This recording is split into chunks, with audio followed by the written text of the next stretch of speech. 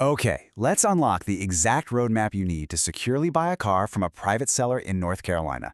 If you've ever felt completely overwhelmed by DMV paperwork, or maybe you're terrified of handing over cash for a car you can't even legally drive, you are in exactly the right place.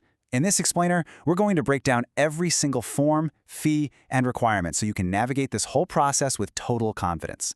Seriously, imagine this. You hand over your hard-earned cash for a beautiful used car, only to find out a tiny paperwork error means the North Carolina Division of Motor Vehicles flat out refuses to let you put license plates on it. Honestly, it happens way more often than you might think.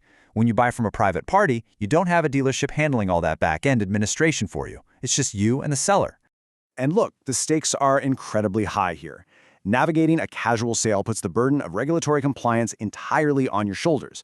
Missing just a single signature, failing to check for a hidden lien, or ignoring a required state form can literally lead to nightmare scenarios where you essentially own a very expensive paperweight.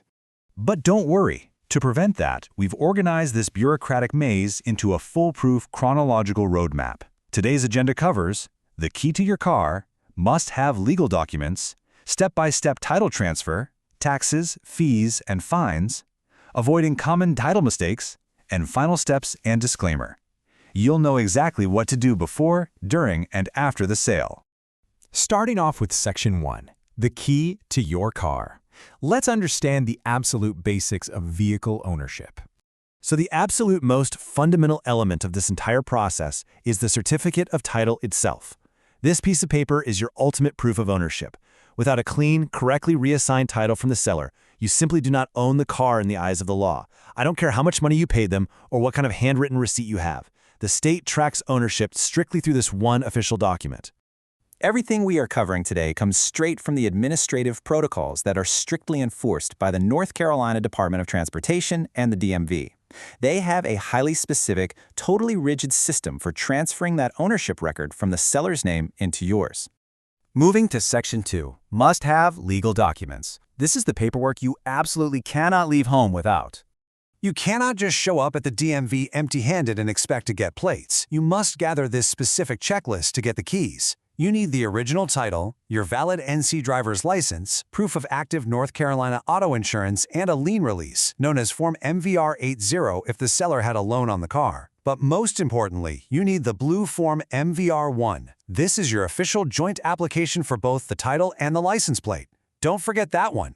Now, depending on the age of your new ride, you're also going to need to manage a couple of specific disclosure forms. The odometer disclosure, which is Form MVR 180, verifies the mileage to prevent fraud.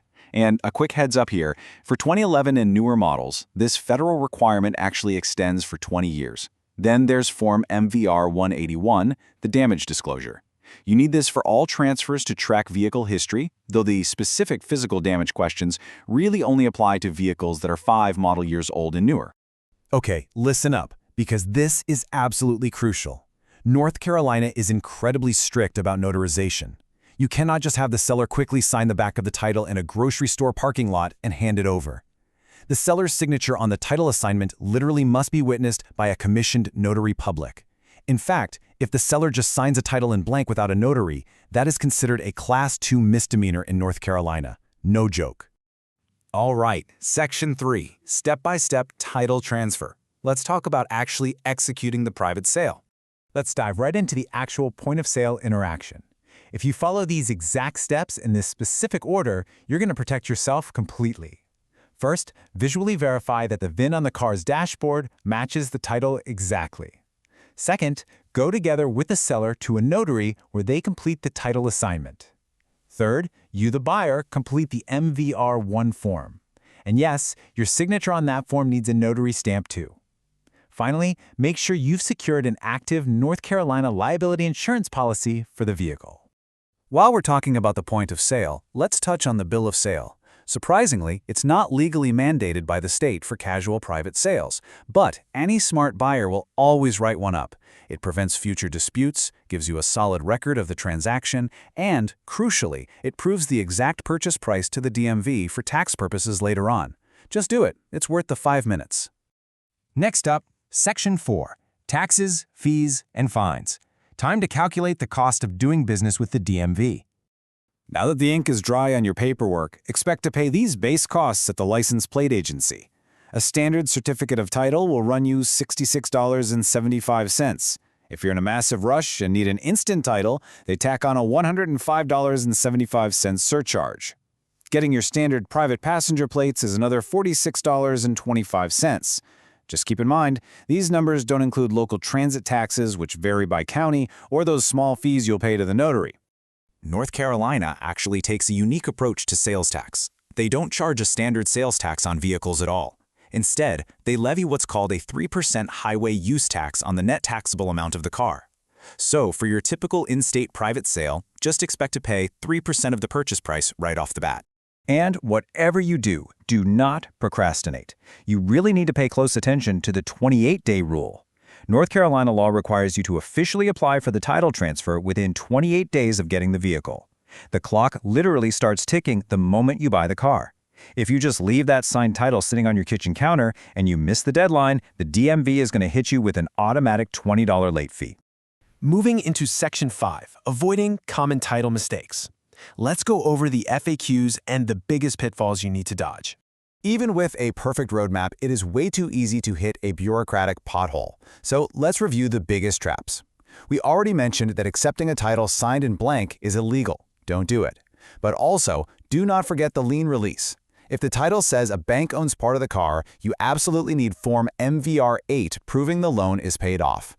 Also, watch out for name mismatches. If the seller's name is Robert on the title, but they sign Bob, the DMV might just reject the whole thing. And finally, people always forget that the buyer's signature on the MVR-1 title application needs a notary stamp too. A single error here means you'll be awkwardly tracking down the seller weeks later to redo the paperwork. Okay, what if the seller doesn't actually have the title in hand? If the seller claims they lost the title but promise they'll mail it later, walk away. Immediately, do not hand over your money.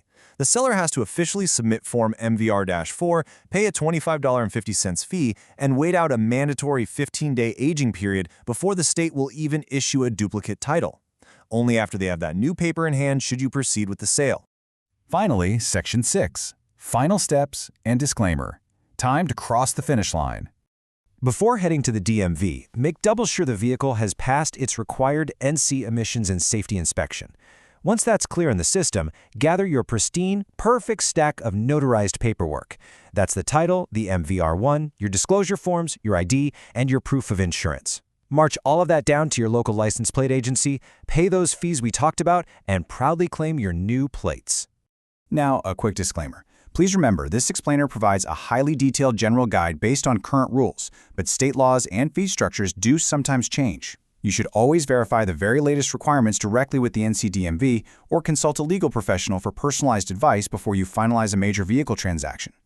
You now have the structured knowledge and the exact roadmap you need to navigate a private car sale safely and legally in North Carolina. But it really begs the question, if the process is this complex just to transfer a piece of paper, what other bureaucratic blind spots are costing you money out there? Let us know what kind of car you are buying, drop any remaining title transfer questions you have in the comments below, and tell us what complex process you want us to demystify next. Keep learning and drive safe out there.